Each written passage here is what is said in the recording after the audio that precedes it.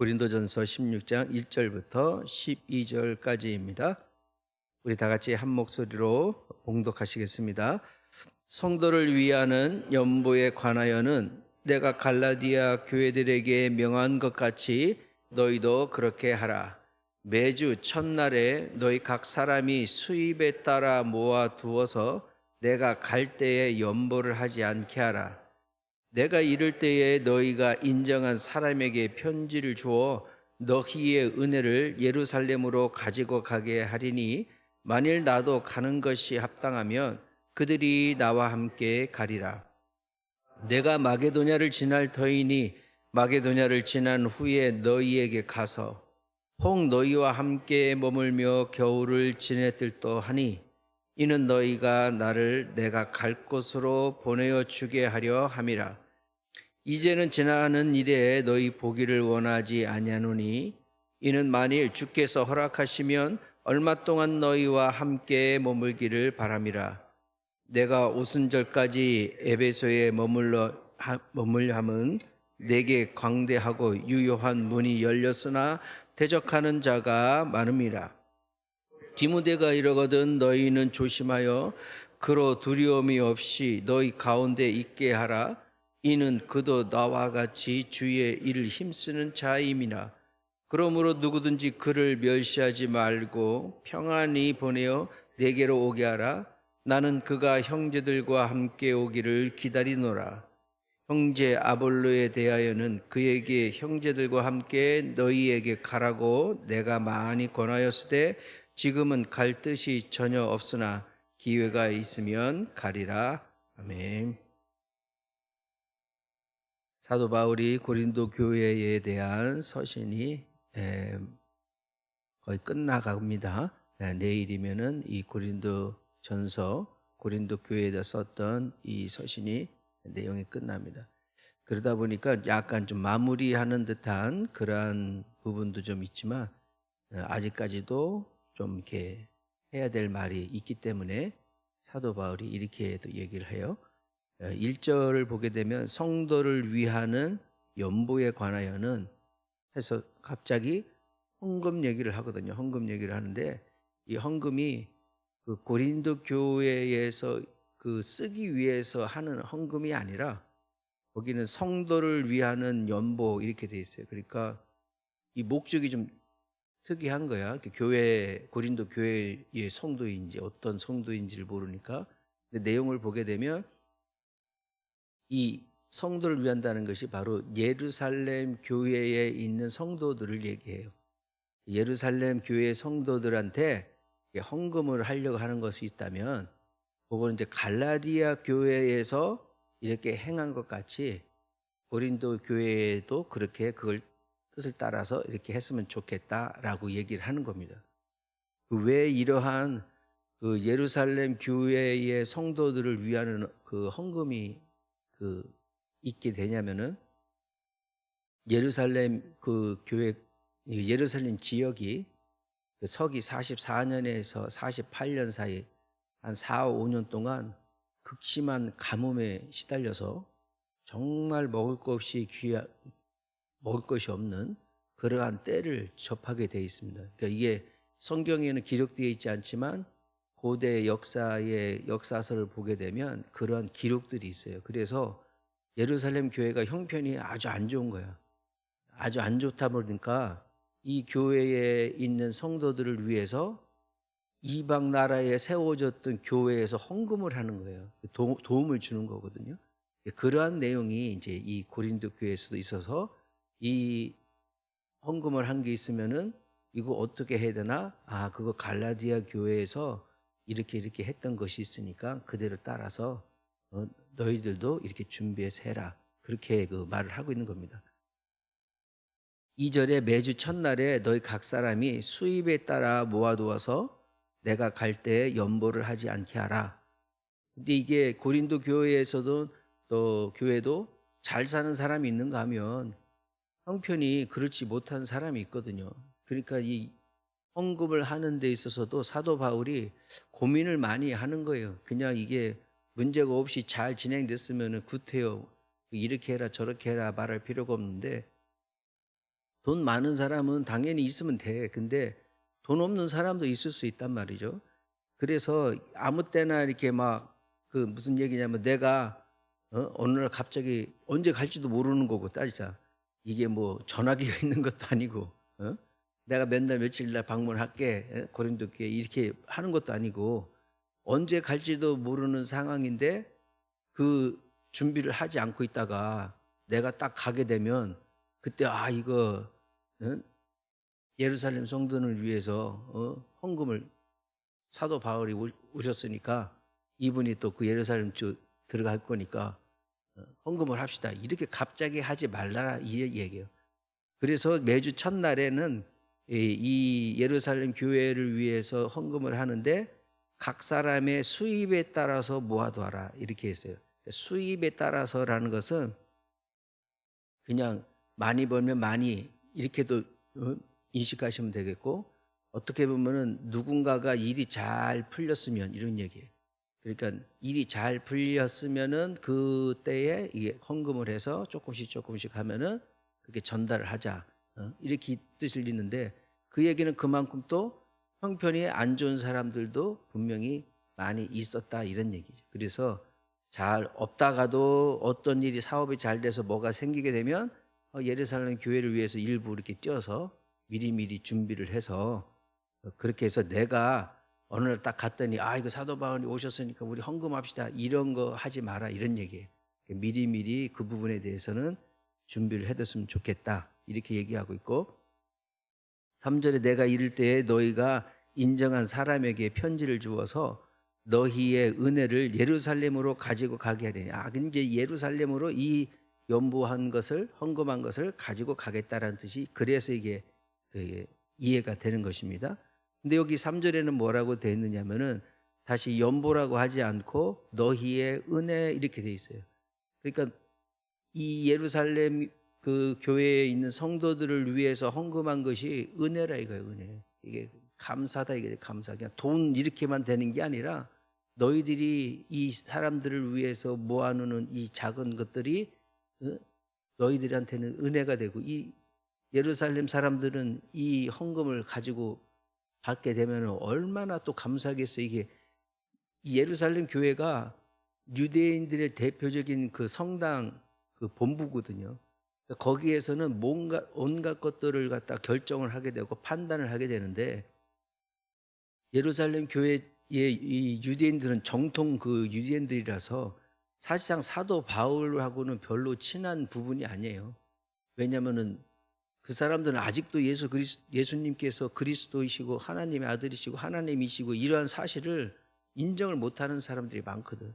그리고 또 이방인들이 예수를 믿었으면 또 할례 받았어 또 계속 할례가 또 나오고 모세 율법을 갖다가 모세오경 지키는 거야 안 지키는 거야 거기서 안식일 거룩히 지키라고 했는데 지금 뭐 하는 거야 이러한 아직 틀이 견고한 곳이 바로 예루살렘 공의회거든요.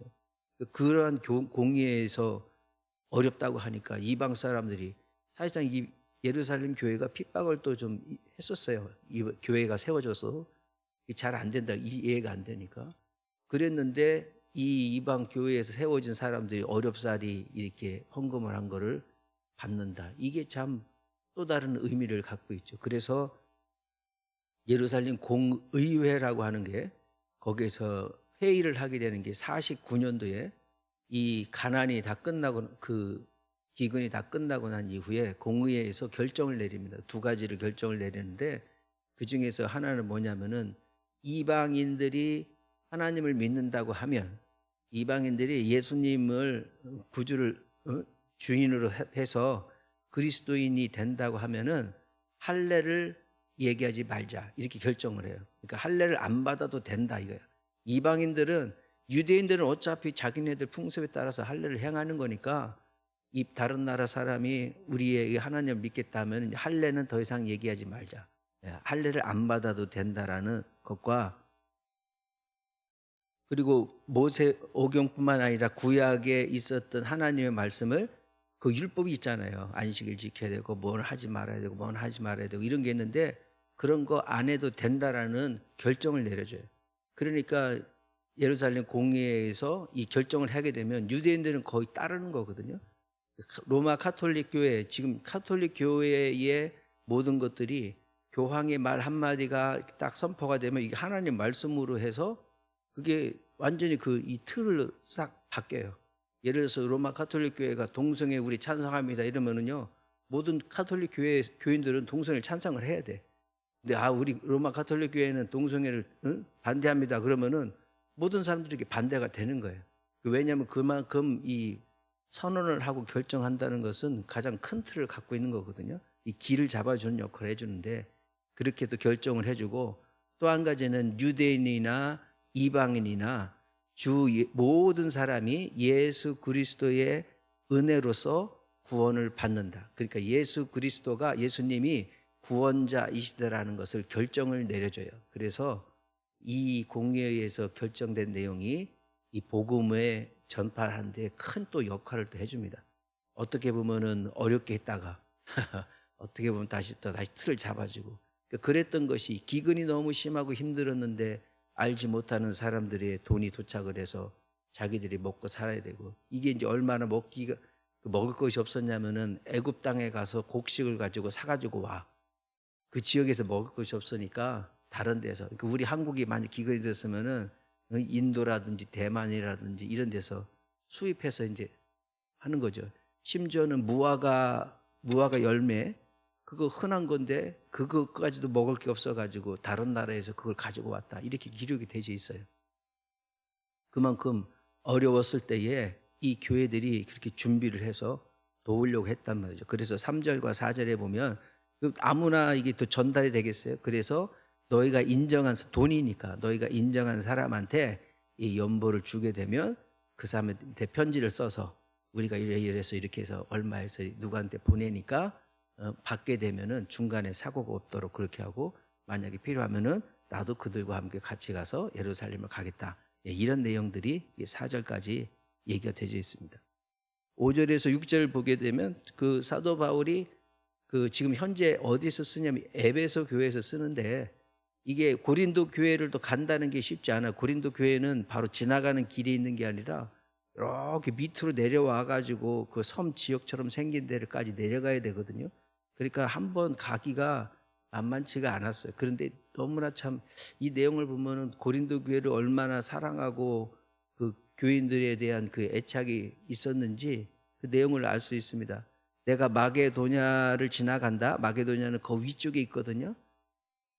그리스 북부 지역에 있는데 거기를 지나갈 텐데, 지나가서 혹시 또 모르면은 너희에게도 더 내려가 가지고 더 고생해서 내려가서 너희들을 또 만날 수도 있지 않겠느냐. 또 그러다가 또 이왕이면 조금 더 거기서 겨울을 또 보내고 너희들과 함께 하고 싶다라는 그런 그 의지를 표명하는 것이 5절과 6절의 그 내용입니다. 그러면서 7절에 이제는 지나가는 길에 너희 보기를 원치 않는다.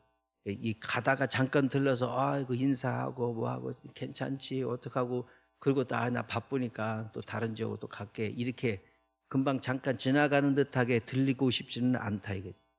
그래서 이왕이면 갈 거면은 너희들과 조금 더 시간을 보내고 싶다.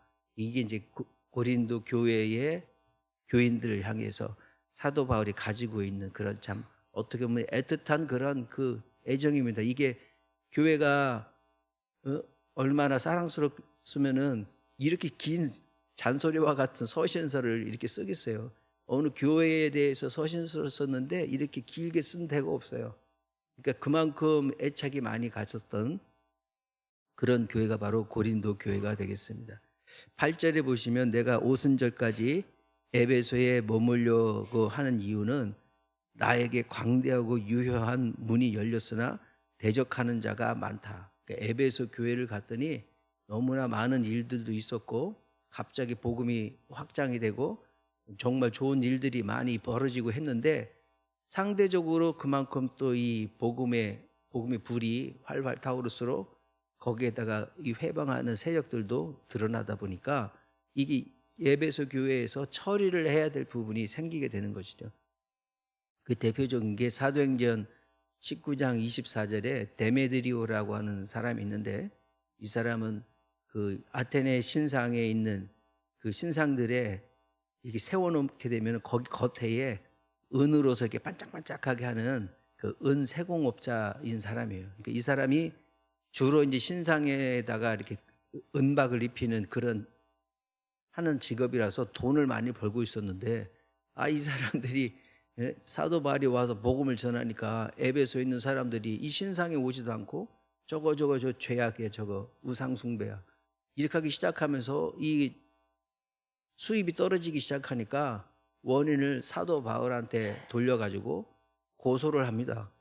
이게 아테네 신정의 신상들을 향해서 모독을 했다, 또는 또 뭘 또 훔쳤다, 이래가지고 재판을 받게 해요. 그 재판을 받게 하는데 뭐 증거가 어디 있어요? 뭐 CCTV가 있는 것도 아니고. 그 뭔가 하나 재판이 벌어지면 그 송사에 휘말려 가지고 에베소 교회에서 이 복음을 전해야 되는데 송사에 휘말려 가지고 거짓 고소에 당해 가지고 또 이렇게 재판을 받아야 되는 그런 일들도 이 에베소 교회에서 일어나고 있었던 것입니다. 10절에는 10절에서 11절까지는 디모데라는 사람에 대해서 고린도 교회에서 얘기를 하는데, 이 내용을 보게 되면 어떻게 되어 있냐면, 디모데가 이르거든 너희는 조심하여 그로 두려움이 없이 너희 가운데 있게 하라. 이는 그도 나와 같이 주의 일을 힘쓰는 자임이라.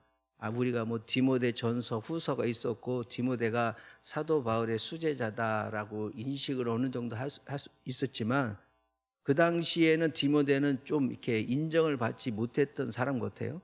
거기에 디모데 전서에 보면은 너희 그 어린 것으로 인해서, 나이가 어리다라고 해서 사람들한테 업신여김을 당하지 마라, 이렇게 표현한 것처럼 디모데는 생각보다 좀 나이가 좀 어렸던가 봐. 그러니까 잘 이렇게 사람들이 사도 바울은 좀 인정은 되겠는데 쟤는 뭐야, 이런 식의 형태를 가지고 있었고, 디모데도 역시 그러한 시선에 눌려가지고 좀 이렇게 약간 소심한 사람 같아. 대범하게 막 이렇게 나가는 스타일이 아니니까. 그러니까 약간 주눅도 들고 불안해하고 하는 것들이 있었단 말이죠. 근데 이 디모데에 대해서는 절대 그렇게 하지 마라, 이게 얘기하죠. 디모데가 너희들한테 가면은 그 사도 바울은 갈 수가 없으니까 디모데를 보내서 이런 서신도 전달할 때가 있었고, 또 그렇게 되면 너희들은 특히 디모데에서 조심하게 대해라. 조심하게 대해서 그가 두려움 없이 너희 가운데 있게 해라. 이 얘기는 상황이 만만치 않은 거죠. 디모데에게 고린도 교회뿐만 아니라 다른 데 가서도 디모데가 그렇게 취급을 받는 그런 부분이 있었구나. 그렇게 돼서 나중에 이 디모데는 예루살렘 공의회에서 이방인들은 할례를 행하지 않아도 된다라고 했지만, 이 디모데 같은 경우에는 교회를 들어갈 때마다 할례 받은 사람이야 아닌 사람이야 아직도 그 전통 관습이 남아있다 보니까 나중에는 할례를 받아요. 사도 바울이 아무래도 너 그냥 할례를 받는 게 낫지, 이게 할례가 어떻냐 저쩌냐 가지고 가서 싸우고 할 그런 시간이 없다. 너 차라리 할례를 받아라. 그래서 디모데는 또 반강제적으로, 또 본인도 그렇게 원해서 이 할례를 바꿔서 복음을 전하는 그러한 그 증인으로 또 살게 되는 것입니다. 그만큼 전통이라고 하나가 세워지게 되면 그거를 깨고 새롭게 하기가 너무나도 어려운 부분이 있어요. 때로는 또 너무 또 전통 자체가 이거 옛날 거다 구닥다리다 해서 그냥 포기하고 집어 던지듯이 아예 그냥 없었던 일로 되는 경우도 있거든요. 근데 너무 전통 자체를 무시하게 되면 기본의 틀이 없어지는 것이고, 그렇다고 해서 너무 이렇게 하게 되면은 시대적인 상황과 흐름을 따르지 못하게 되는 것이고, 이게 양날의 그 검과 같이 오른쪽으로 휘둘릴 것인지 왼쪽으로 휘둘릴 것인지에 따라서 결과가 달라지는 부분들이 있는 것은 그 어쩔 수 없는 부분입니다. 11절에 그러므로 누구든지 그를 멸시하지 말고 평안히 보내서 고린도 교회에 가게 되면 아무 그 두려움 없이 정말 잘 대해줘서 나한테 잘 돌아올 수 있도록 그렇게 좀 잘 좀 대해줘라, 이런 얘기를 하고 있어요. 디모데도 따지고 보면 만만치 않은 그런 고생을 했구나, 이렇게 볼 수 있습니다.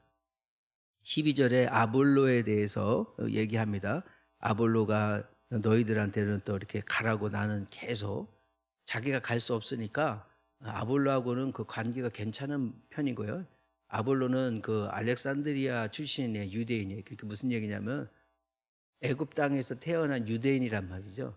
근데 그 당시에 알렉산드리아가 뭐냐면은 알렉산더가 이 세웠던 도시였기 때문에 거기에는 아주 그냥 엄청난 책들이 많이 있고 도서관이 있고 그래서 공부를 하려고 그러면은 애굽에 있는 알렉산드리아를 가는 사람들이 많았어요. 그쪽에서 하다 보니까 유대인들도 거기 가가지고 공부를 하고 책들이 많이 있으니까 거기서 했던, 그래서 이 아볼로는 그 가운데 있었던 유대인 학자거든요. 그런데 이 사람은 이 부활에 대해서 제대로 알지를 못하고 예수님에 대해서 잘 알지를 못해서 오히려 그 아굴라와 브리스길라 부부를 만나가지고 에베소 교회에서 그들을 만나가지고 그들한테 오히려 이게 복음을 제시를 당합니다. 그러니까 그게 그때서야 깨달을 정도로 유대인들이 예수 그리스도에서 제대로 알지 못했던 부분이 있는데, 예, 아굴라 브리스길라 그 부부를 만나가지고 거기에서 내가 그 말해야 되는 복음이 이거구나 해서 그때 깨달아서 역시 복음 전도자로서 많은 활약을 했던 그런 사람이죠. 그러니까 너는 아볼로에 속했냐 바울에 속했냐, 이 처음에 고린도전서 처음에 들어왔을 때에 약간 싸움이 있었던 부분 중에 이 이름이 등장하고 아볼로는 심었고 뭐 이런 얘기가 나오는 것이 바로 그만큼 이 사람도 만만치 않은 사람이었는데, 이 사람에 대해서 너희들이 이렇게 하더라도 아직은 이 아볼로가 이 고린도 너희 교회는 갈 마음이 없다, 이렇게 또 표현을 해주고 있습니다. 이게 별거 아닌 듯한 내용인 것 같아도 1절부터 12절까지의 이렇게 내용에 보면 사도 바울의 입장에서 복음 전하는 게 참 만만치가 않다는 거죠. 참 만만치가 않아. 아무리 성령께서 함께 하셔서 여기로 가라 저기로 가라 했지만 거기서 기적이 일어나면 그만큼 이 대적하는 자가 더 많아지고, 기적이 일어나는 만큼 또 힘든 일이 더 많아지고, 또 무슨 일이 발생하면 또 이건 또 이렇게 해라 하는데 그건 또 왜 이렇게 하냐라는 또 이런 것도 있고, 또 자기가 인정하는 수제자인 디모데 같은 경우에 가면은 또 그 업신여김을 또 당하고, 또 할례를 했냐 안 했냐 이거 갖고 또 싸우고, 이게 복음을, 하나님의 복음을 전하는 데 있어서 사도 바울의 발걸음 속에는 항상 기쁘고 뭐 꽃길만 있었던 게 아니다라는 것을 볼 수 있습니다. 그러면서 한 사람 한 사람씩 언급을 하고 자기의 마음을 전해서 고린도 교회 교인들은 정말 잘 되기를 바라는 거예요. 그래서 내가 진짜 거기 가서 내가 가면은 그냥 잠깐 들렀다가 지나가는 교회가 아니라 진짜 조금이라도 하루라도 조금 너희들과 같이 좀 더 있고 싶다. 그만큼 애정을 가지고 있었던 그 사도 바울의 심정들이 이 서신서의 내용을 이렇게 읽어보게 되면 다 곳곳에 이렇게 배어져 있습니다. 그만큼 하나님을 사랑했기도 했지만 또 예수 그리스도 때문에 모든 인생을 걸고 하긴 했지만 또 한 교회에 대한 애정도 역시 사도 바울이 또 갖고 있었고, 이런 부분들이 하나님의 이름으로 산다는 것, 자기 인생을 걸고 여기저기 복음을 전하고 예수 그리스도 한 사람을 위해서 내가 복음을 전하다가 죽는 것이 내 사명이다. 나는 죽어도 이 사명을 놓지 않고 이 일을 하겠다고 했던 사도 바울의 그 결심과 굳은 결단 속에도 보이지 않게 어려운 일들이 많이 있었습니다. 그렇기 때문에 사도 바울은 더 기도했고, 사도 바울은 더 성도를 위했고, 성도들 사이에 한 사람 한 사람, 작은 사람, 돈 있는 사람, 돈 없는 사람까지 다 헤아려서 모든 사람들이 하나가 되게, 그게 그러한 연합을 이루는 교회가 되기를 원했던 겁니다. 그래서 고린도전서 1장에 보면 너희들한테 분쟁이 있으면 안 된다. 하나님은 하나가 되시는 거 아니냐. 그래서 몸 지체를 설명을 하고 하나가 되라. 싸우지 마라. 교회 안에서는 절대 그러지 마라. 예수님을 생각해봐라. 이렇게 해서 계속해서 권면을 이어갔던 것입니다. 고린도전서가 거의 끝나가는 즈음에서 우리의 삶도 한번 돌이켜볼 때에 우리가 뭐 예수님 믿고 잘 살고 하면 좋겠죠. 그런데도 불구하고 예수를 믿어도 아플 때는 아프고 병은 병대로 또 생기고 살림살이가 안 좋아질 때도 있고 여러 가지 어려움들이 또한 생기고 있습니다. 특히 요즘은 우리 또 이 성도님들 중에 뜻하지 않게 무슨 병들이 자꾸 발생이 돼서 지금 뭐 입원하고 있고 뭐 이렇게 검사를 앞두고 있고 하는 분들이 있어요.